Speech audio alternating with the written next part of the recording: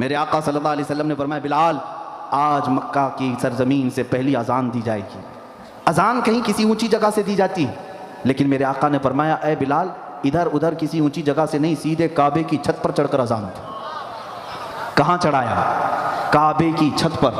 روایات بتاتی ہیں سیدنا بلال حبشی فوراً چڑھ گئے کعبے کی چھت پر. وہی ایک اذان ہوئی، اس کے بعد پھر کعبے کی چھت پر سے اذان نہیں، یہ پہلی اذان دی جا رہی. حضرت بلال کعبے کی چھت پر چڑھ کر کے اذان دے رہے ہیں. اللہ اکبر. بیچ میں ایک بات میں بتا دوں حضرت بلال کے متعلق، جو شارحین ہیں، جو شاقان مصطفیٰ ہیں، تشریح کر کے یہ بتاتے ہیں کہ چڑھنے کے بعد ان کو یہ احساس ہوا کہ مدینے میں رہتا تھا تو کعبے کی طرف منہ کر کے اذان دیتا تھا، اور اب کعبے کی چھت پر چڑھا ہوں، کعبہ نیچے ہے، میں کعبے کی چھت پر ہوں. وہیں سے پوچھا یا رسول اللہ میں مدینے میں مسجد نبوی میں اذان دیتا تو کعبے کی طرف منہ کر کے دیتا، اب تو کعبے کی چھت پر چڑھا ہوں، اب چہرہ کدھر کروں؟ میرے آقا نے فرمایا بلال میری طرف دیکھ کر کرو. اسی کو تو بریلی کے امام نے کہا تھا حاجیو آؤ شہنشاہ کا روزہ دیکھو. کعبہ تو دیکھ چکے کعبے کا کعبہ دیکھو، کعبہ تو دیکھ چکے کعبے کا کعبہ دیکھو. بلال حبشی رضی اللہ تعالیٰ عنہ نے اذان دی. یہ واقعہ تو موجود ہے، لیکن میں پوچھنا چاہتا ہوں اس پورے واقعے میں صدیق اکبر کو چڑھا دیتے، فاروق اعظم کو چڑھاتے، عثمان و علی رضوان اللہ علیہ مجمعین کو چڑھاتے، اجلہ صحابہ میں کوئی چڑھ کر اذان دیتے نہیں. حضور صلی اللہ تعالیٰ علیہ وسلم نے اس مکہ کی سرزمین پر غلامی کرنے والے اور اس کے بعد آزاد ہونے والے بلال حبشی کو خانہ کعبہ کی چھت پر چڑھایا. میرے عزیزو پوچھو تو میں بتاؤں کہ بزرگوں نے فرمایا در حقیقت یہاں سے یہ میسج دینا تھا جو نبی کونین کی محبت میں ایک زخم بھی کھائے، ارے تخت و کرسی کیا کعبہ بھی اس کے تلووں کے نیچے آتا ہے.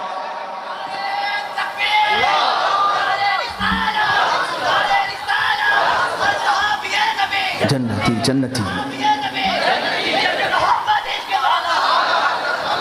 میرے عزیزو آپ کو یہ بات آج یقین کے ساتھ باور کر لینا چاہیے کہ اگر ہماری زندگی ہے تو صرف اور صرف نام مصطفیٰ سے ہے.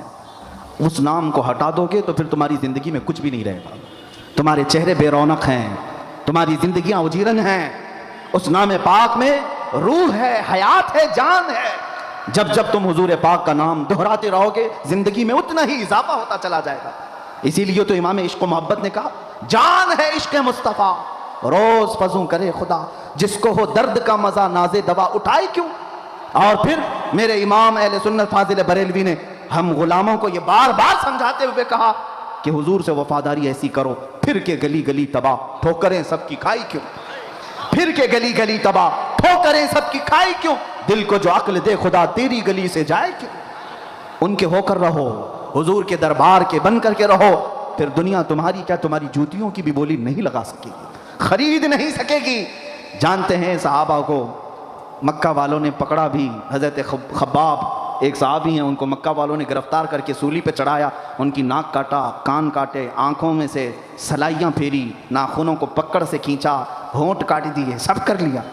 اور پھر بعد میں یہ کہا اے خباب کیا یہ اچھا ہوتا تمہاری جگہ محمد ہوتے اور تم آرام کر رہے ہوتے صلی اللہ علیہ وسلم. حضرت خباب جسم کے چھلنی ہو جانے کے بعد بھی جلال میں آتے ہیں ظالموں تم کہتے ہو اس جگہ میرے نبی ہوتے اور میں آرام کر رہا ہوتا، قسم خدا کی تم نے یہ سب کاٹ لیا، ابھی میرے جسم کی 1000 بوٹیاں کر لو یہ مجھے گوارا ہے، لیکن میرے مصطفیٰ کے قدموں میں کانٹا بھی چھپ جائے یہ مجھے گوارا نہیں. یہ وفاداری تھی ان صحابہ کی. یہ رسول پاک صلی اللہ تعالیٰ علیہ وسلم کے شہدائی وفاداری کا حق ادا کرتے تھے. اور انہی صحابہ کا یہ حال تھا میرے عزیزوں جن کو دنیا دیکھ دیکھ کر کے تھک چکی تھی اور خرید نہ سکی، نہ قیصر و کسریٰ انہیں خریدے. ایک بار کی بات ہے کہ بڑے بڑے لوگوں نے ایک قاصد کو بھیجا جاؤ محمد صلی اللہ علیہ وسلم کے ساتھی قیصر و کسریٰ کو فتح کرنے کی بات کرتے ہیں، کیا طاقت ہے ان کے پاس.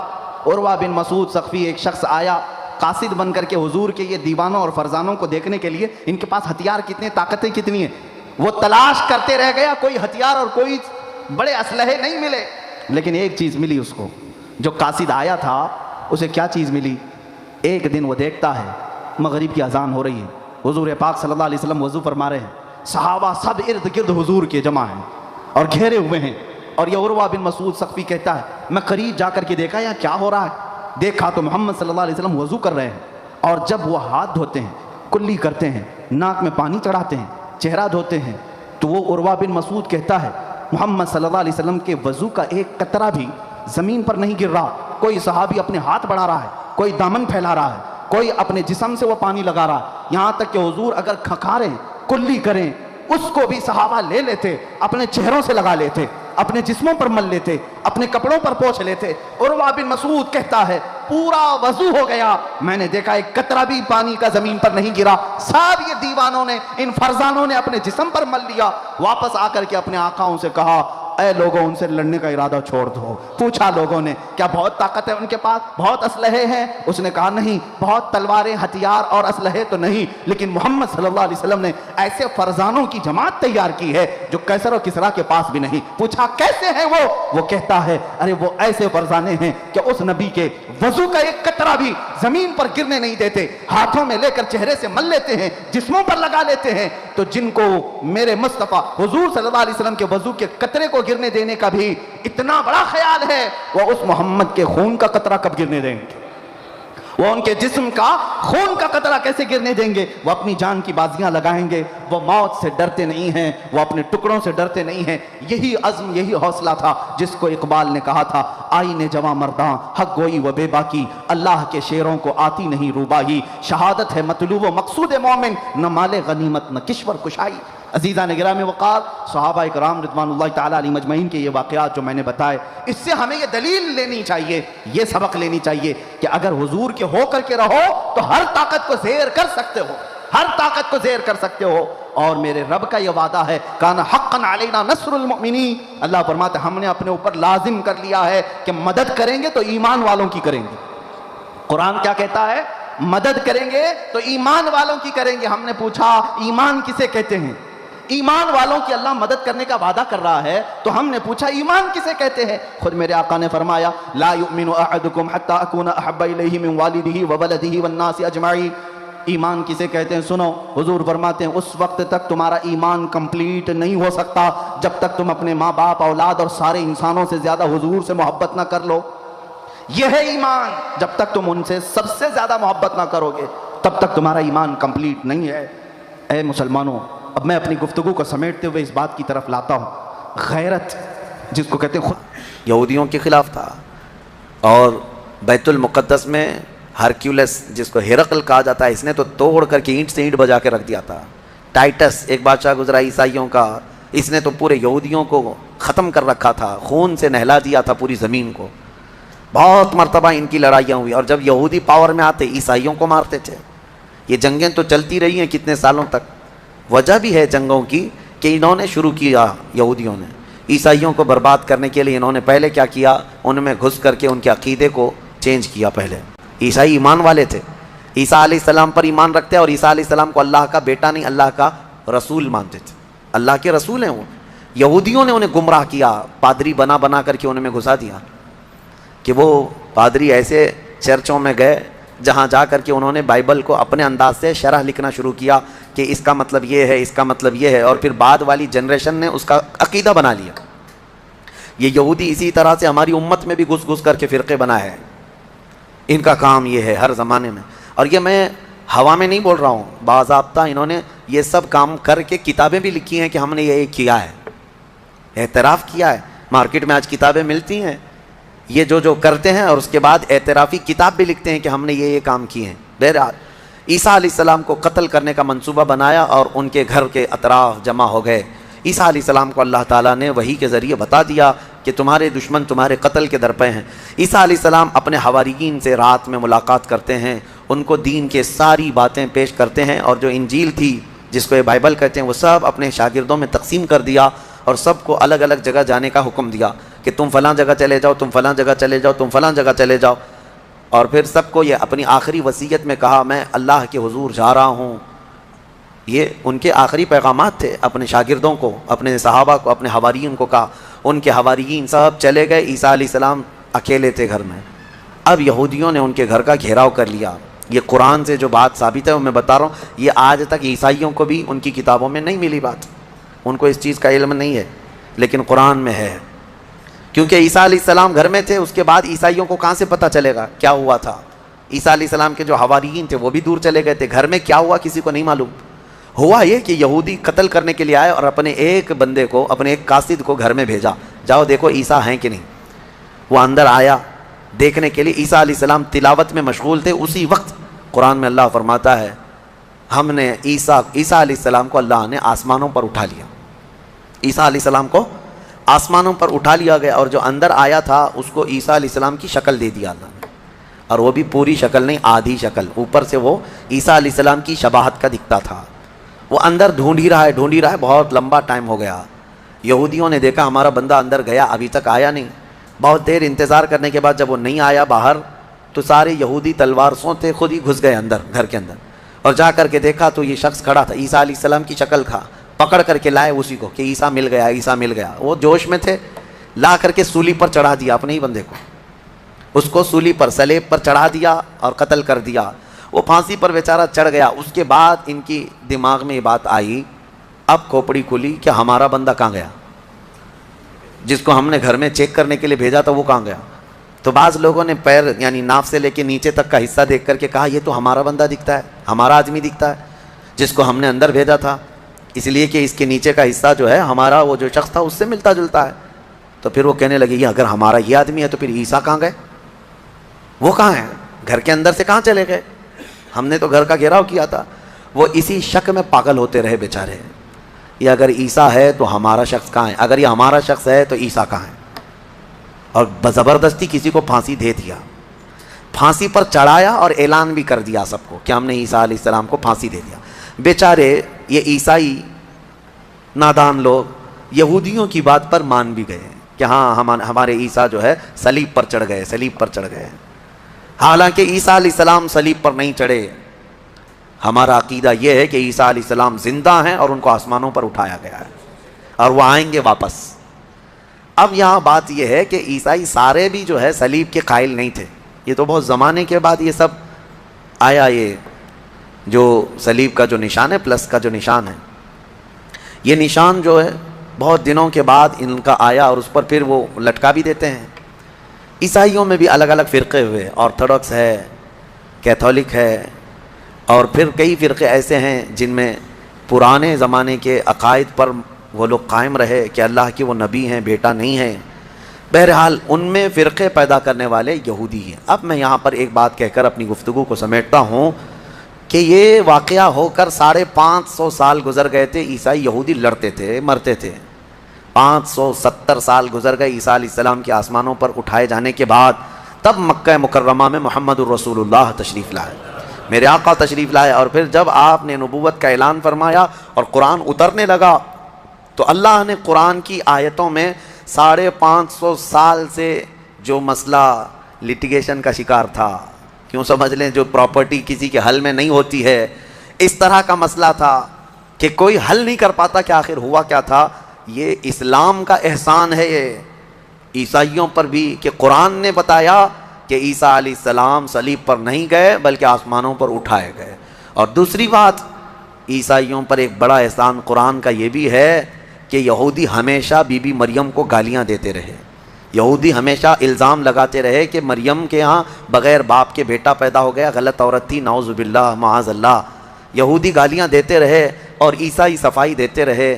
لیکن یہ احسان ہے قرآن کا ان پر بھی کہ بی بی مریم کے ساتھ کیا ہوا تھا، یہ پوری تفصیل اللہ نے قرآن میں بتائی۔ عیسائیوں کو تو یہ چاہیے کہ قرآن کا احسان ہمیشہ ماننا چاہیے، بی بی مریم کی طہارت قرآن نے بتائی ہے۔ بہرحال لوگوں کو ایسا لگتا ہوگا کہ ہم ایک دوسرے کے دھرم کے خلاف ہوتے ہیں، آپ یہاں آ کر کے دیکھیں کرسچینٹی کے اندر جو کچھ بھی آج تبدیلی ہے ہم اس کے قائل نہیں ہیں، لیکن عیسیٰ علیہ السلام اور حضرت بی بی مریم کے لیے ہم اپنی گردنیں ہمیشہ اسی طرح احترام میں جھکاتے ہیں، کیونکہ میرے نبی نے فرمایا کہ وہ اللہ کے نبی تھے۔ اب ایک اور بڑا ان کا جو گمراہی کا عقیدہ ہوا، کیا؟ وہ ٹرائنیٹی کا عقیدہ، تثلیث جس کو کہتے ہیں، 3 خدا ماننا، کہتے ہیں ہے ایک ہی لیکن 3 حصے، یہی تو ہندو بھی کرتے ہیں، ہے ایک ہی ہے باقی اوتار ہیں سب۔ اسی طرح عیسائیوں میں شرک آ گیا، کیسے؟ وہ کہتے ہیں ایک خدا ہے، اس کو فادر کہتے ہیں، گاڈ فادر، وہ فادر ہے، اور بیٹا سن ہے، یعنی عیسیٰ علیہ السلام کو سن کہتے ہیں، اور پھر بی بی مریم میری ہے۔ ایک فرقہ یہ کہتا ہے کہ 3 ہیں، ایک فادر ہے، ایک سن ہے اور ایک میری ہے، یہ 3 ہیں۔ اور ایک فرقہ ہے تین خدا مانتا ہے، اس میں ایک حضرت اللہ کو، دوسرے عیسیٰ کو، اور تیسرے جبرائیل امین کو، روح القدس کو، یہ بھی خدا۔ اب ان سے کئی مرتبہ بحثیں بھی ہوئی، باتیں بھی ہوئی، تب یہ یہی کہتے ہیں ہے تو ایک ہی، اسی کا یہ حصہ ہے۔ اور آج ہم نے قرآن میں تلاوت کی ہے، سورہ مریم کے اخیر میں اللہ نے فرمایا وما ينبغي للرحمن ان يتخذ ولدا، اللہ کو یہ زیب نہیں دیتا کہ وہ کسی کو بیٹا بنائے، کسی کو بیٹا بنائے۔ اب میں آپ کو منطق کے اعتبار سے بھی اگر بتاؤں، بیٹا جو ہوتا ہے وہ باپ کا وارث ہوتا ہے، باپ کا وارث ہوتا ہے۔ اگر اللہ پوری زمینوں آسمانوں سب کا مالک ہے تو پھر بیٹے کو بھی وراثت میں وہی چیزیں ملنی چاہیے، اور بیٹا بھی برابر کا ہے، تو خدا کا تصور کہاں رہا؟ خدا کا تصور کہاں رہا؟ خدا وہ ہے جس کے ساتھ ہم کسی کو شریک نہیں مانتے۔ اور پھر یہ بھی ہے کہ اگر اللہ کو بیٹا بنانا ہوتا تو اپنے حبیب کو بیٹا بناتا، لیکن اللہ تعالیٰ اس سے پاک ہے، منزہ ہے، لم یلد ولم یولد۔ ہمارا میں بی بی آمنہ بیمار ہوئی، بی بی آمنہ سلام اللہ علیہا اتنی شدت سے بیمار ہوئیں کہ وہ چل پھر نہیں سکتی تھی، اسی راستے میں وہ رہ گئیں، اور اس کے بعد اپنے نور نظر کو قریب بلایا اور کہا اے محمد میری آخری سانسیں ہیں۔ 6 سال کی عمر پاک میں رسول پاک صلی اللہ علیہ وسلم نے اپنی ماں کی آنکھیں بند کی اور ان کی روح قبض انصری سے پرواز کی۔ وہ 6 سال کی عمر میں اپنی مقدس ماں کا جسم مبارکہ اٹھاتے ہیں، قبر میں دفن بھی کرتے ہیں، اور اپنے والد کی کنیز کے ساتھ واپس مکہ آتے ہیں۔ اب کون تھا اس محمد عربی کے ساتھ؟ نہ باپ ہے نہ ماں ہے، وہ در یتیم، پوری کائنات کے یتیموں کا آقا بنا ہے، پورے یتیموں کا ماوا و ملجا بنا ہے، لیکن اللہ نے اسے در یتیم پیدا کیا۔ جب 8 سال کی عمر ہوئی، دادا کا بھی انتقال ہو گیا، عبد المطلب بھی دنیا سے چلے گئے۔ اب کون تھا سوائے ایک چچا کے، ابو طالب کے؟ اب کوئی نہیں تھا، آپ کی سرپرستی میں رہے۔ جہاں تک بات آتی ہے ابو طالب کی، میں کہوں گا بڑے ادب کے ساتھ، اے لوگوں اس اختلافی مسئلے میں کبھی بھی تیر مارنے کی کوشش نہ کرنا۔ بعض لوگ ابو طالب کے کفر کے متعلق اصرار کرتے ہیں کہ وہ کافر تھے، بعض لوگ ایمان کے متعلق، لیکن جو حقیقت ہے وہ اللہ کے حوالے کرو، اللہ کے حوالے کرو۔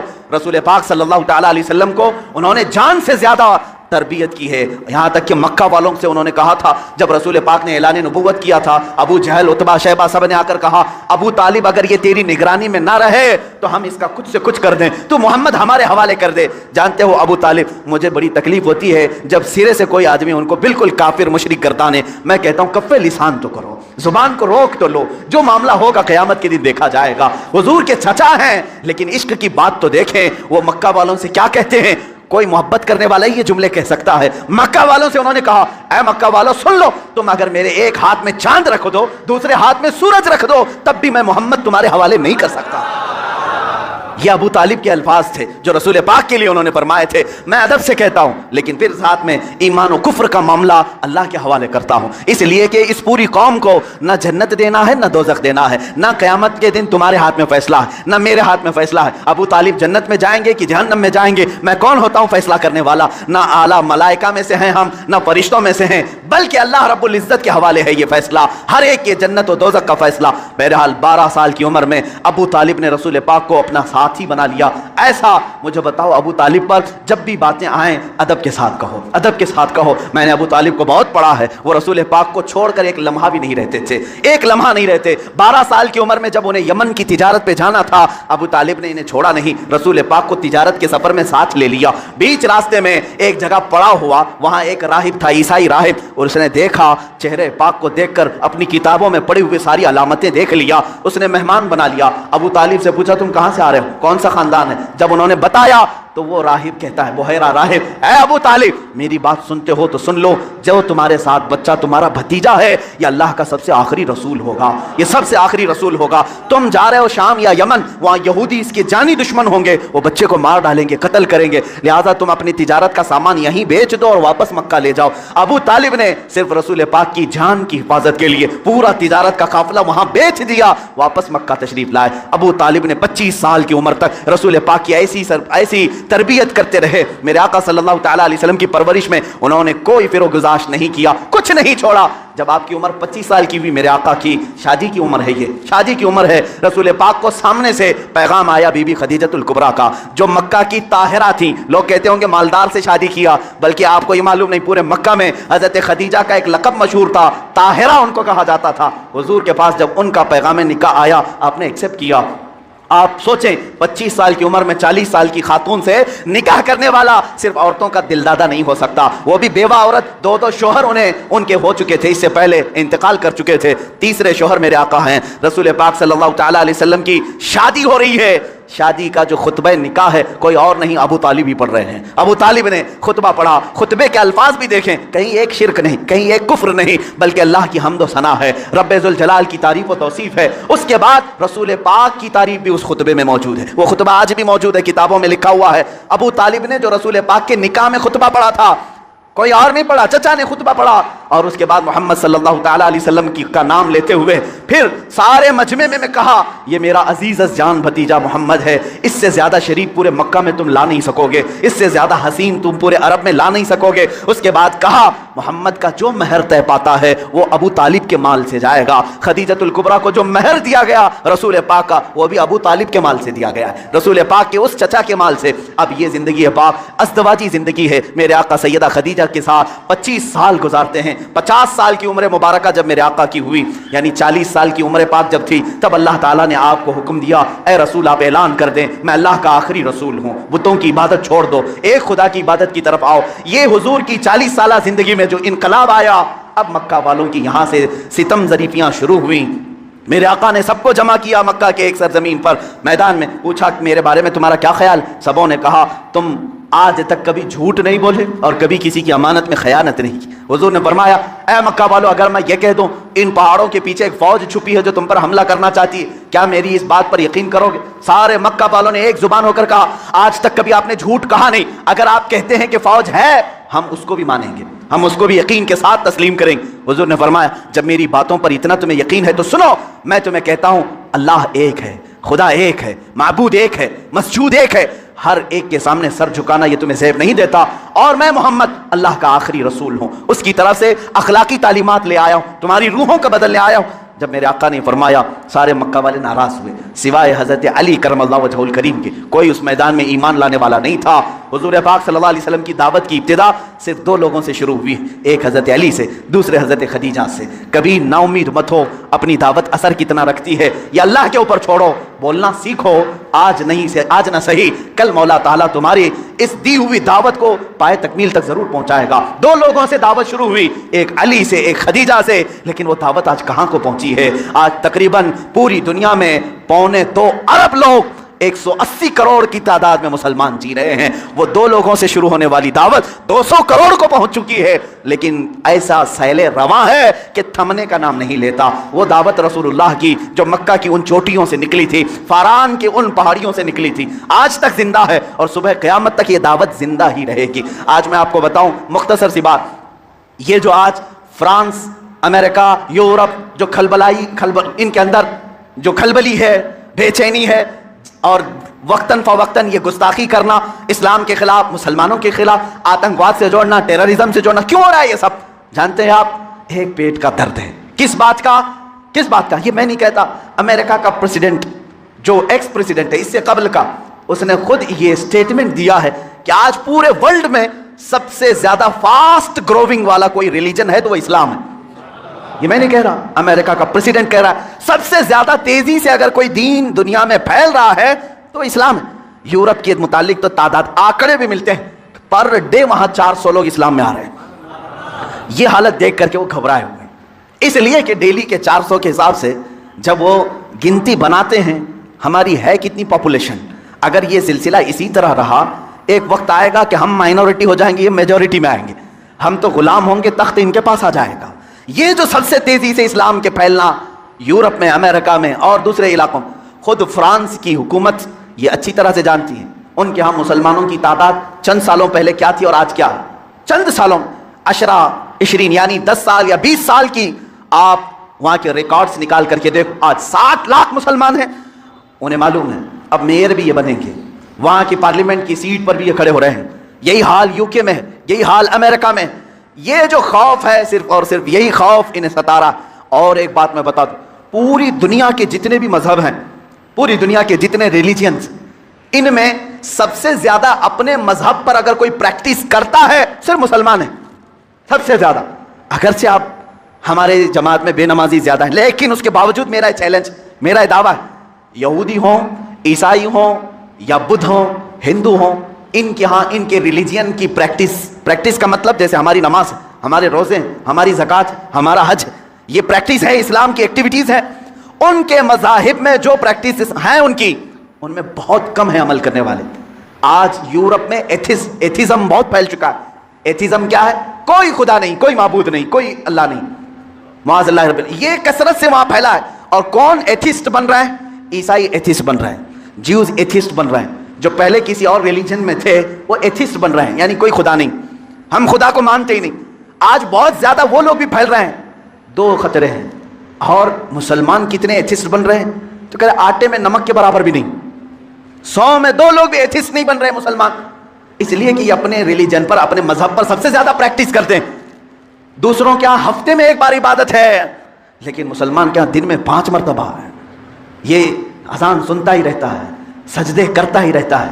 اسلام نے ایک دن بھی اسے چھٹی نہیں دی. ہمارے ہفتوں میں کوئی سنڈے نہیں آتا نماز کا، کوئی ایسی چیز، حتیٰ کہ بیمار کے لیے بھی چھٹی نہیں دی.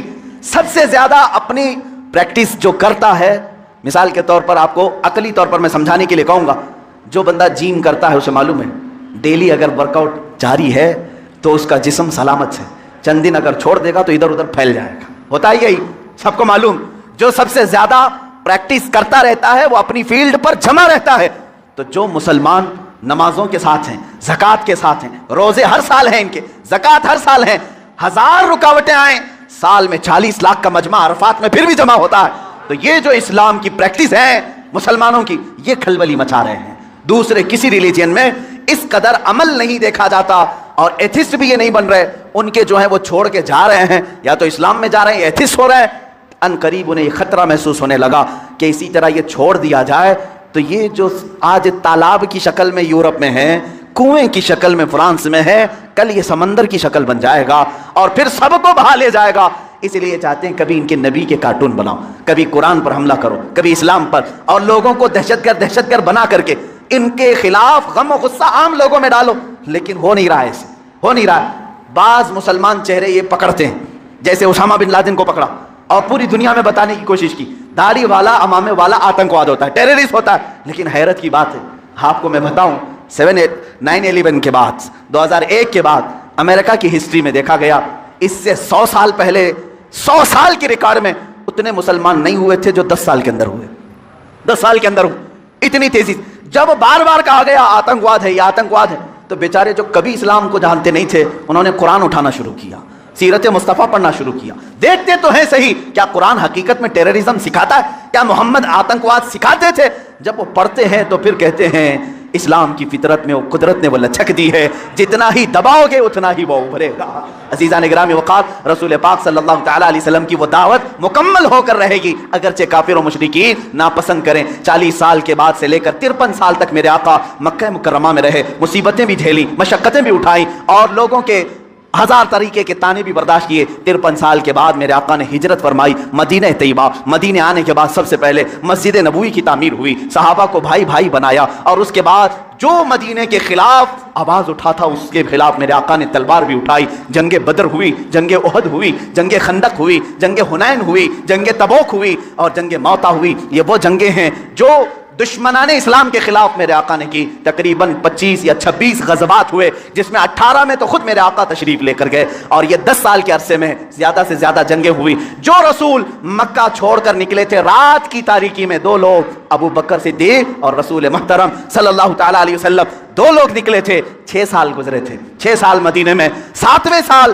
وہی رسول، وہی صدیق اکبر مکہ کی طرف واپس آ رہے ہیں حج کرنے، عمرہ کرنے کی نیت سے. لیکن کتنے لوگ ہیں؟ 10,000 کی تعداد میں آ رہے ہیں. کوئی قتل و قتال نہیں، کوئی جنگ و جدال نہیں، فاتح کی شان سے آئے، خانہ کعبہ میں داخل ہوئے، بتوں کو نکالا، پاک کیا، اور کہا آج محمد اللہ کا رسول خانہ کعبہ کو پاک کر رہا ہے، اور صبح قیامت تک اب یہاں شرک نہیں ہوگا، بت پرستی نہیں ہوگی. کعبے کو بنایا مطہر یہ رسول پاک نے. اب اس کے بعد رسول پاک صلی اللہ علیہ وسلم نے انہی 10 سالوں کے اندر کتنے غزوات کیے. وہ آخری سال تھا میرے آقا کا جب 10 ہجری تھی. حضور نے اعلان کیا جو حج کے لیے میرے ساتھ آنا چاہے سب آ جائیں. یہ سن کر کے تقریباً 1,20,000 صحابہ حضور کے حج کے سفر میں ساتھی بن گئے.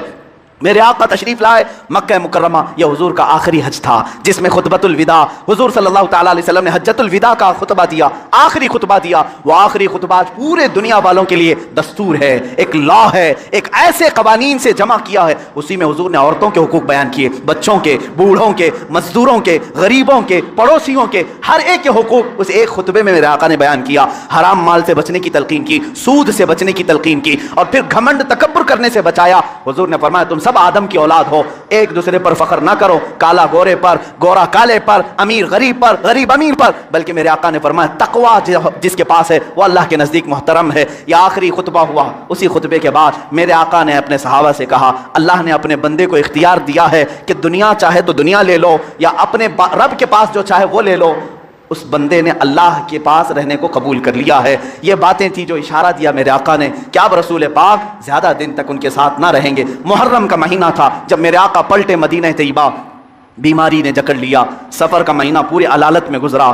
اس طرح کی علالت تھی، اس طرح کا بخار تھا کہ حضور پاک صلی اللہ تعالیٰ علیہ وسلم کو بعض اوقات صحابہ دونوں کندھے پکڑ کر کے مسجد میں لاتے تھے۔ حضور پاک صلی اللہ تعالیٰ علیہ وسلم کے پیر بھی زمین پر نہیں ٹکتے تھے۔ اس حالت میں حضور مصلی پر آئے اور اپنے صحابہ کو دیکھ کر مسکراتے بھی رہے، نمازیں بھی پڑھاتے رہے۔ پھر یہی ربیع الاول شریف کا مہینہ آیا، یہ 11ویں ہجری تھی، جب 12 ربیع الاول تھی، بعض روایات میں 13 ربیع الاول ہے، یعنی کل آنے والا جو دن ہے۔ اللہ کے حبیب صلی اللہ تعالیٰ علیہ وسلم نے سب کو جو وصیتیں کرنی تھی وہ وصیتیں فرمائی۔ ماں عائشہ صدیقہ کے حجرے میں آرام کرتے رہے۔ اللہ کے نبی صلی اللہ تعالیٰ علیہ وسلم کو بخار شدت کا تھا، بار بار مسواک طلب کرتے تھے یا پانی کے چھینٹے چہرے پر مارتے تھے، اور پھر کہتے تھے یہ سکرات، یہ نزع کا وقت کتنا شدید ہوتا ہے، کتنا شدید ہوتا ہے۔ ماں عائشہ کہتی ہیں اچانک میں نے دیکھا دروازے پر کسی کی دستک ہو رہی ہے، میں نے کہا اللہ کے رسول آرام کر رہے ہیں۔ حضور نے فرمایا عائشہ وہ کوئی اور نہیں ملک الموت عزرائیل ہے، وہ کسی کے آنے کے لیے اجازت نہیں مانگتا، آج مجھ سے اجازت لے رہا ہے، اس کے بعد پھر کسی سے نہیں لے گا۔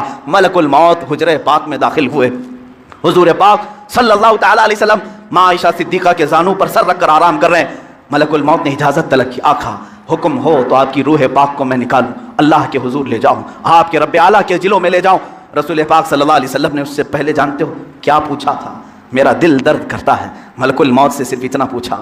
یہ وہ وقت ہوتا ہے نزع کا وقت جس وقت باپ اپنے بیٹے کو بھول جاتا ہے، بھائی بہنوں کو بھول جاتا ہے، بلکہ اکثر تو لوگوں کو اپنا نام تک یاد نہیں ہوتا۔ سکرات کے وقت جاؤ لوگوں کے بستروں کے پاس، ہم کلمہ پڑھاتے رہتے ہیں، کلمہ آتا نہیں، لوگ بول نہیں پاتے، یہ وہ حالت ہوتی ہے نزع کی۔ لیکن اس وقت میرے آقا صلی اللہ علیہ وسلم ملک الموت سے یوں کہتے ہیں اے اسرائیل، یہ جو نزع کا درد ہے کیا یہ درد میری امت کو بھی دیا جائے گا؟ کیا یہ سکرات کا درد میری امت کو بھی دیا جائے گا؟ ملک الموت نے کہا موت سے پہلے ہر ایک کو سکرات سے گزارا جائے گا۔ میرے آقا رو پڑے، واہ امتی ہی، واہ امتی، اے اللہ میری امت، اے اللہ میری امت، کیا وہ نزع اور سکرات کو برداشت کر پائے گی؟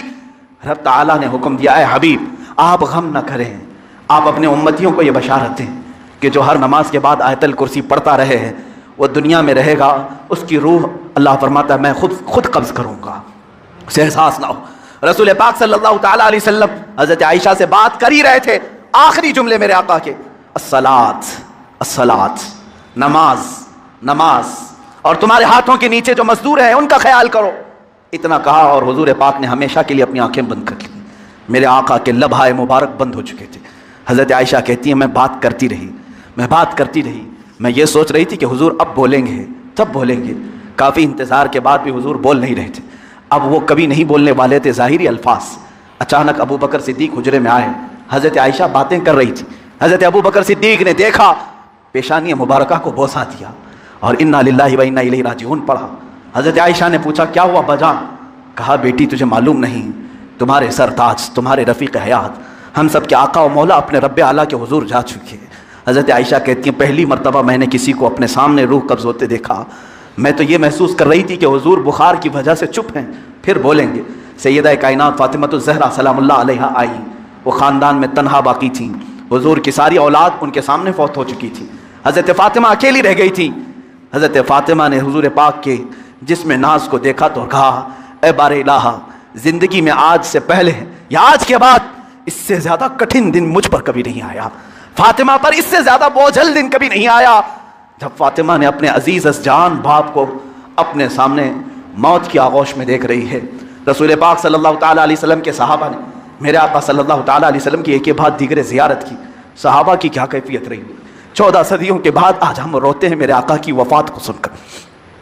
وہ آفتاب عالم ہمارے درمیان سے روپوش ہوا، وہ مہتاب رسالت غروب اگرچہ ہوا، لیکن آج بھی جب واقعات سنتے ہیں تو روتے ہیں۔ صحابہ کی کیا کیفیت رہی ہوئی؟ یہی کیفیت تھی۔ حضرت عثمان تو کسی سے بات کرنا ہی چھوڑ چکے تھے، انہیں کوئی اٹھاتا تو اٹھتے نہیں، بٹھاتا تو بیٹھتے نہیں۔ حضرت عمر کا حال یہ تھا کہ وہ ننگی تلوار نکال کر کہتے خبردار اگر کوئی کہہ دیا کہ میرا رسول انتقال کر گیا میں اس کی گردن اڑا دوں گا۔ میرے حبیب کا انتقال نہیں ہوا، وہ اپنے رب سے ملنے کے لیے گئے، واپس آئیں گے۔ حضرت عمر مدینے میں اس طرح گھوم رہے تھے۔ عزیزان گرامی وقار، رسول پاک صلی اللہ تعالیٰ علیہ وسلم پیر کے دن انتقال فرمائے اور بدھ کے دن تک آپ کا جسم مقدس رکھا گیا۔ جماعتیں آتی رہیں، پڑھتی رہیں، ملائکہ نے جنازہ پڑھا۔ بدھ کے دن میرے آقا صلی اللہ تعالیٰ علیہ وسلم کو صحابہ نے اٹھایا اور اسی حجرے میں جہاں ماں عائشہ صدیقہ کا گھر تھا، حضور پاک صلی اللہ علیہ وسلم کی قبر مبارکہ کھودی گئی، لحد بنائی گئی جو ایل شیپ میں ہوتی ہے، حضور کو پسند تھی، لحد مبارکہ میں رکھا گیا۔ اترنے والوں میں حضرت علی بھی تھے، حضرت عباس بھی تھے۔ فرماتے ہیں جب قبر مبارک میں آخری مرتبہ رکھا گیا، صحابہ کا مجمع تھا، بھیڑ تھی، ایک آخری نظر اس آفتاب رسالت پر ڈال لیں، لیکن اچانک لوگوں نے دیکھا قبر کی تختیاں بند کرنے سے پہلے رسول پاک کے ہونٹ ہل رہے تھے۔ حضرت عباس کہتے ہیں میں نے کان لگایا، اس وقت رسول پاک کہہ رہے تھے امتی امتی رب اغفر لی امتی فانہم راگے میں نہیں دیکھو نام اگر کسی کا برا نہ مانے۔ ماشاءاللہ آپ سارے لوگ اپنی اپنی جگہ پہ ادب سے کھڑے ہو جائیں۔ حضرت کے ساتھ حضرات جگہ خالی کر دیں، جو بیچ کی راستہ اس کو بالکل خالی کر دیں۔ واحدی دولہا کی آمد ہو رہی ہے، گلے گلزار واحدیت شیخ کامل کی آمد ہو رہی ہے۔ دل کی گہرائی سے استقبالیہ نعرہ بلند کریں، نعرہ تکبیر۔ نہیں اپنے ہاتھوں کو علم بنا کے لہرا کر کے آل رسول اولاد رسول شہزادے مولا کائنات کا استقبال کر رہے ہیں آپ۔ نعرہ تکبیر، نعرہ رسالت، نعرہ رسالت، واحدی دولہا حضور صاحب سجادہ سرکار سہیل ملت شیخ کامل مرشد کامل مرشد کامل سیدی سرکار سہیل ملت اولاد غوث اعظم۔ نعرہ ہاں ماشاءاللہ یہ نہ کریں میرے بھائی، آپ گلاب پیش کر رہے ہیں سرکار کی بارگاہ میں۔ بیٹھ جائیں مفتی صاحب قبلہ کا خطاب ہو رہا ہے۔ شاعر ملک ہندوستان حضرت قاری محمد علی فیضی صاحب قبلہ بھی تشریف لے آئے، بیٹھ جائیں۔ قاری ابو الحسن صاحب قبلہ واحدی تشریف لائے، میں استقبال کرتا ہوں۔ بیٹھیں آپ۔ مولانا فتح محمد قادری ویسی وہ بھی تشریف لائے ہیں ماشاءاللہ، بیٹھ جائیں ادب کے ساتھ، بیٹھ جائیں۔ حضرت کا خطاب ہو رہا ہے دل کی گہرائی سے، بیٹھ جائیں۔ سرکار کے چہرے کی زیارت کریں، اپنی نیکیوں میں اضافہ کریں۔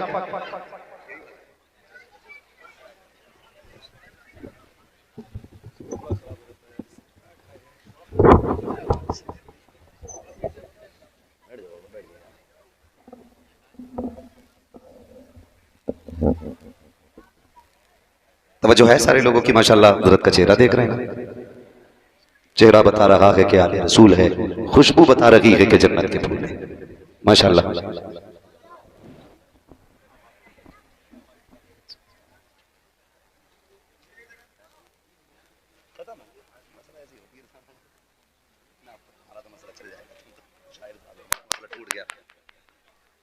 پیر طریقت رہبر راہ شریعت آل نبی اولاد علی آقائی مولائی سید سندی سرکار سید سہیل میاں صاحب قبلہ دامت اللہ علی کی آمد ہو چکی ہے ماشاءاللہ۔ فیضان واحدی لے کر کے ماشاءاللہ حضرت تشریف فرما ہو چکے ہیں۔ حضرت کے بابرکت چہرے کی زیارت کریں اور دعاؤں سے مستفیض بھی ہوتے رہیں۔ اعلیٰ حضرت امام عشق و محبت سیدی سرکار امام احمد رضا فاضل بریلوی بھی فرماتے ہیں تیری نسل پاک میں ہے، تیری نسل پاک میں ہے، جسے یاد ہے وہ آگے پڑھ لے، باقی منہ دیکھتے رہیں۔ تیری نسل پاک میں ہے، تیری نسل پاک میں ہے، تو ہے عین نور تیرا سب گھرانہ نور کا ماشاءاللہ۔ حضور سید صاحب آمد ہو چکی ہے اور یہ ہمارے اور آپ کے لیے باعث فخر بھی ہے، باعث مسرت بھی ہے۔ حضرت تشریف لائے پلگرام شریف کی سرزمین سے، وہ سرزمین ہے جو برکتوں کے نام سے جانی جاتی ہے، اور اگلی بات کہوں پلگرام شریف وہ زمین ہے جو جنت کے نام سے جانی پہچانی جاتی ہے، جنت کے نام سے جانی پہچانی جاتی ہے۔ اللہ سلامت رکھے، حضرت تشریف لائے، کرم فرمائی. یہ الگ بات ہے خاموش کھڑے رہتے ہیں، پھر بھی جو لوگ بڑے ہیں وہ بڑے رہتے ہیں. ایسے اسلاف سے ملتا ہے ہمارا شجرہ جن کے قدموں میں کئی تاج پڑے رہتے ہیں. اللہ سلامت رکھے. بلگرام شریف کا فیضان اور تصوف کی سوغات لے کر کے ماشاءاللہ حضور تشریف فرمائیں. میں بات مکمل کر لوں. میں یہ بات عرض کر رہا تھا تو انشاءاللہ امید کی جاتی ہے کہ یہ جو ضرورت سے زیادہ خرچے اسے کم کیا جائے گا انشاءاللہ. اللہ سلامت رکھے، اللہ ہماری آپ کی زبان قبول فرما لے. کم کریں گے انشاءاللہ. کتنے لوگ سونے کی چین لیں گے وہ ہاتھ اٹھا دیں. اللہ سلامت رکھے، 1% بھی ہاتھ نہیں اٹھا. اب جو لوگ حضور کی رضا کے لیے سونا کبھی نہیں پہنیں گے وہ ہاتھ اٹھا کے بتا دیں ماشاءاللہ. اللہ سلامت رکھے. اور ساسوں سے بھی میری بات پہنچا دینا. جو ساس ہوتی ہے نا اس تک بھی میری بات پہنچا دینا. کہتی نہیں میرا داماد ہے، لاکھوں میں چھانٹ ہے، پہلا داماد ہے، سونے کی چین ضرور دوں گی. میری ماں میری بہن سونے کی چین دے کر کے اسے جہنمی کیوں بنا رہی ہے؟ رب نے توفیق دی ہے تو داماد کو سونے کے بٹن دے دے. پیسہ ہے تو دے بٹن. کریں ایسے کام. اور اگر دینے نا تو برا نہ مانیے گا، برا نہ مانیے گا. جتنے بھی بے روزگار داماد ہیں نا جو ڈیمانڈ کرتے ہیں، ساسوں پہ لازم ہے کہ وہ پیسے اکٹھے کر کے مٹھی میں دیں کہ سن آج تک پھلوا پھرا، اس سے جا کے بزنس کر، خود بھی کھانا میری بیٹی کو بھی کھلانا. آپ سے اتنی گزارش ہے، ایسے لوگ جو منہ سے مانگتے ہوں ان کو بیٹی دو ہی مت، کرو ہی مت رشتہ ان کے ساتھ. دیکھیں کب تک مانگیں گے. غلطی ہم بھی کرتے ہیں. ذرا سی ڈاکٹریا بنی، یعنی 2 سال پریکٹیکل کی آلہ لٹکایا تو پیچھے ریٹ لے کے پڑ گئے. بیٹی کا رشتہ کرا تو 5 لاکھ دوں گا. دلال اچھا پھنس گیا تو ریٹ اوپر. 10 دے تو بتا، 12 تو اس کے وہاں سے ملنا ہے. اکثر نا نوجوان ہمارے باہر رہتے ہیں، جب تک شادی نہیں ہوتی تو ابا کہتا 70,000 کما رہا، اور جب شادی ہو جاتی تو کہہ رہا ذرا کچھ سمجھا تو 2 روپے پیدا نہیں کرتا. یہ کنڈیشن ہماری ہے. جھوٹ بولتے ہیں ہم تاکہ رشتے سے. بھائی یہ مت دیکھ کہ انکم کتنی ہے، یہ دیکھ یہ داماد اللہ والا ہے کہ نہیں، مصطفیٰ والا ہے کہ نہیں. جو رب کا حق ادا کر سکتا ہے وہ تیرے بیٹی کا بھی حق ادا کر سکتا ہے. اور جو رب سے نہیں ڈرتا وہ اپنے سسر سے خاک ڈرے گا. اس لیے میری گزارش ہے جب داماد ڈھونڈے دیندار ڈھونڈے. اور یہ جو 150 کی ٹولی جا رہی ہے نا یہ بند کرے، بند کرے. کئی باپوں کا یہ رونا ہے. پوچھے سرکار تشریف فرما، بلگرام شریف میں ایک سے ایک درد مارا آتا ہے، درد کا مارا آتا ہے، لیکن کرام رب کا کہ شفا مل جایا کرتی ہے.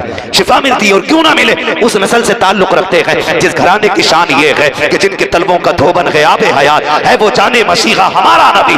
اس گھرانے سے تعلق رکھتے ہیں. کتنے آ کے کہتے ہیں سرکار 4 بار بیٹی کو دیکھنے والے آئے لیکن جا کے نہ کہہ دیتے ہیں. 10 بار بیٹی کو دیکھا گیا لیکن جا کے منع کر دیتے ہیں. حضور کوئی تو تعویذ ہوگا کہ جو میری بیٹی کا رشتہ پکا ہو جائے. خدا کی قسم جب بیٹیوں کے باپ آ کے رویا کرتے ہیں تو رونا نہیں دیکھا جاتا ہے. میں آپ سے پوچھنا چاہتا ہوں، چلو ٹھیک ہے حق دیا کہ شریعت نے، آپ کسی کی بیٹی کو دیکھیں لیکن اتنا تو بتاؤ یہ جو نمک کا پانی پی کے جاتے ہو، 150 لوگ جاتے ہو، گاڑیاں بھر بھر کے لے کے جاتے ہو، اور پھر کہتے ہو 3 دن کے بعد بتائیں گے یہ جو تم کھا کے آئے ہو اس کا پیسہ تیرا باپ دے گا یا قوم دے گا. اس غریب سے تو جا کے پوچھ جس نے 10 لوگوں کے کھانے کا انتظام کیا ہے. تم اس کو قرض مند بنانے کے بعد 10 دن کے بعد کہتے ہو تیری بیٹی کی ناک چھوٹی تھی، ہمیں پسند نہیں آئی ہے، آنکھیں کھول تھی، اچھی نہیں لگی ہے. او یار کسی کی بیٹی میں عیب سوچ سمجھ کے نکالنا.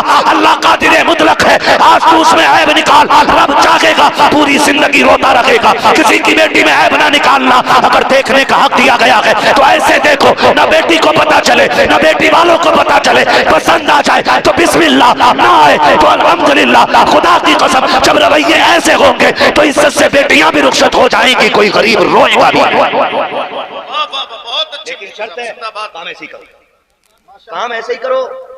مت بھر بھر کے جاؤ لڑکی دیکھنے. ایگزام دیکھا ہے، اسکول گئے، پرچہ آتا ہے. ہم امتحان گاہ میں جب بیٹھے ہوتے ہیں نا اور جب پرچہ آتا ہے تو دل دھک دھک کرنے لگتا ہے. پتہ نہیں کیا کیا سوال ہوا ہے نا. جتنے وظیفے آتے ہیں نا ساری پڑھتے ہیں، پہلے جتنی درودیں آتی ہیں ساری پڑھتے ہیں. پھر پیر صاحب کا پڑھوایا ہوا پین نکال کے بیٹھتے ہیں. اب تو حل ہو نہیں ہونا، اب تو حل ہو نہیں ہونا.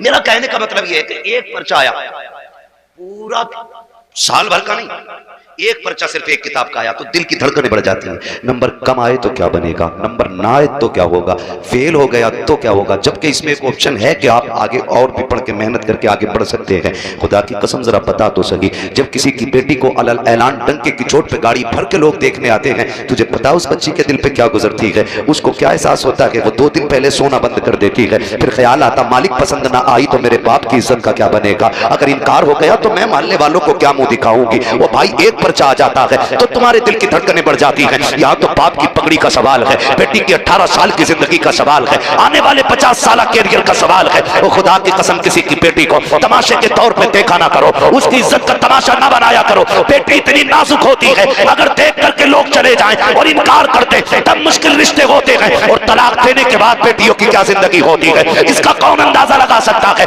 बदलो अपने रवैये, किसी की बेटी को तमाशा बना के ना दे, दूसरे की बेटी को अपनी बेटी समझ, तू उसकी बेटी को इज्जत दे, खुदा तेरी बेटी को इज्जतों की सौगात अता फरमा। माशाअल्लाह, बहुत अच्छा पैगाम है मुफ्ती साहब। ये तमाशा जिंदाबाद जिंदाबाद, सुभान अल्लाह सुभान। चुपके से जाओ, देख के आ जाओ। मगर गैरत का जनाजा तो तब निकलता है जब लड़का कहता मेरा कजिन भी देखेगा। जब से ये कजन पजन आए ना, गैरत का जनाजा ही निकल गया। हमें आज तक नहीं पता कजिन किसे कहते हैं। हमने इतनी इंग्लिश नहीं पढ़ी तो कजिन फ्रेंड देख भाई, सोच बीवी मेरी रखूंगा मैं तो दोस्त कौन होता झांक के देखने वाला? वो बेगैरत होगा जो अपनी बीवी दूसरों को दिखाएगा। बहुत प्यारी बात। ये फैसला मेरा है, हमारा समाज इसकी इजाजत नहीं देता कि लड़का डायरेक्ट देखे, हमारा समाज। मगर ये तो है ना कि माँ चुपके से देख आती है, बहन देख आती है, बेटी बहन खानदान की देख लेती है 10 बार देखो, लेकिन ना वो पूरा तमाशा बना देते हैं कि नहीं अभी मेरे खलेरे भाई ने नहीं देखा, अभी मेरे मामूजाद ने नहीं देखा। वो हाँ कहेगा तो मैं हाँ कहूंगा। ये कहाँ की गैरत है यार, ये कहाँ का दीन है, कहाँ की शरीयत है, कौन सा तरीका है। बीवी तेरी है, किसी की बेटी को तमाशा न बना। कुछ दिन से रस्में निकली हैं, अब तो स्टेज पे लड़की लड़के को ला करके अंगूठी पहनाई जा रही है। लोगों से पूछा जा रहा है ये क्या है, कहा तुम्हें नहीं पता दौर कितना आगे चला गया है। अब एक ही मिंबर पे बैठ करके सबके सामने अंगूठी पहनाई जाती है। मैं कहता हूँ वो दौर भी कितने प्यारे दौर हुआ करते थे, जब गैरत वाले लोग कार्ड छुपाते थे तो बेटियों के नाम तक कार्ड में नहीं डाले जाते थे, ताकि किसी गैर महरम की नजर मेरी बेटी के नाम पे ना पड़ जाए। आज बेटियों को मिंबर पे लाके तुमने, स्टेज पे ला करके तुमने अंगूठियां पहना करके गैरत का जनाजा निकाल दिया। जब इस तरह से रिश्ते और ब्याह होंगे तो उनकी गोद से आने वाली नस्ल शानदान सर होगी, डकैत होंगे, बदमाश होंगे, गुंडे होंगे, लुच्चे होंगे, आबिद और साकिद नहीं होंगे। खुदा की कसम गैरत वाली बच्चियां लाओ, गोद उनकी होगी, आने वाला सलाहुद्दीन अय्यूबी आ जाए। माशाअल्लाह माशाअल्लाह, जिंदाबाद। माए पे गैरत लाओगे तो बच्चे कहां से गैरत वाले आएंगे। अंगूठी पहना रहे हो, ये रिश्ता है, ये रिश्ता है। पहले की बेटियां जबकि ससुर से पर्दा नहीं, लेकिन इतनी गैरत वाली होती थी कि ससुर के सामने भी चेहरा खोल के नहीं आती। क्या कहने, जिंदाबाद। अब तो सज के बैठी है, ब्यूटी पार्लर का पूरा कमाल लेके बैठी है। हाँ, वो भी मन में लड्डू फूट रहे, बहुत खूबसूरत है, मुंह धुलने दे भाई। क्यों ये तमाशे, क्यों गलती करते, गलती करते। ये निकलो इस धोखे की दुनिया से, सच्चाई की दुनिया में। खाली हुस्न देख के निकाह मत कर, किरदार देख के निकाह कर। ये भी पूछ के ये किसी नेक खानदान से ताल्लुक रखती है कि नहीं, ये भी देख इसकी नस्लों को कुरान आता है कि नहीं, इसका बाप मस्जिद में जाता है कि नहीं, इसके बाप के लुक़्मे हलाल के हैं कि नहीं। ये देख, अगर बाप के लुक़्मे हराम के हों तो 100 हाथ हट जाना, इसलिए कि असर तेरी औलाद में भी आएगा। मजदूर की बेटी लेके आओ, इज्जतदार की बेटी लेके आओ, खुदा की कसम नस्लें भी अच्छी होंगी और खानदान में 4 चांद भी लग जाएंगे, है ना। अब तो रिश्ते भी अल्लाह माफ करे, सरकार बैठे, मैं बहुत ज्यादा बात नहीं करना चाहता, हिम्मत नहीं होती इतने बड़े लोगों के सामने बात करने की, बस तवज्जो करने। अब तो रिश्ते भी ना उसमें कर रहा है, कह रहा है ना लड़की कहाँ देखी है, कह रहा पार्टी में गया था तो वहां देखी थी, पार्टी में क्या खूबसूरती के बाल थे उसके, बड़े लंबे लंबे बाल थे। और जो आई है कसम खुदा की, फिर जो पड़े हैं तोड़े उस पे फिलग्राम शरीफ, कछोचा शरीफ, मरेरा शरीफ, देवा शरीफ, सारे शरीफ लेके एक भूत नहीं उतरा। वो कह रहा इन पे कुछ ना, इलाज करा लिया मैंने उनसे भी, इन पे कुछ भी ना होता तो ठीक कर देते मेरी बीवी। तो ये तो नहीं कहेंगे मैं कह के जा रहा हूं, ये भूत उतारते, भूतनी नहीं उतारा करते। इस पे कुछ होता तो उतारते, ये तो सर से लेकर पैर तक खुद छुड़ाए। इसका हो गया मस्जिदों में कुछ लोगों को नींद आ जाती है, सोने लगते हैं। आखिर इमाम साहब मस्जिद में बयान कर रहे हैं, بیٹھے ہوئے شخص کو نیند آنے لگی. محفل میں بیان ہو رہا ہے, کئی لوگ ایسے جن کو نیند آ جاتی ہے. ہمارے علماء جلوگر ہیں اور الحمدللہ یہ بزرگ علماء جن کی سفید داڑیاں, ان کی بلندی, ان کے مراتب کی بلندی اور ان کے عظمت کے قصیدے پڑھ رہے ہیں. عزیزان گرامی وقار, اللہ انہیں سلامت رکھ کے شاد آباد رکھے. نیند آنے لگتی ہے. حضرت شاہ عبدالعزیز محدث دہلوی علیہ رحمہ, آپ سے کسی نے سوال کیا, تاجدار مدینہ والی کائنات مصطفیٰ جان رحمت کے پیارے دیوانوں حضرت شاہ عبدالعزیز محدث دہلوی. السلام علیکم. آپ حضرات کو یہ بیان اچھا لگا ہوگا. بیان اچھا لگے تو ویڈیو کو لائک کریں اور چینل کو سبسکرائب کریں اور پیارا سا کمنٹ کریں, اور بعد میں ملتے ہیں. اللہ حافظ.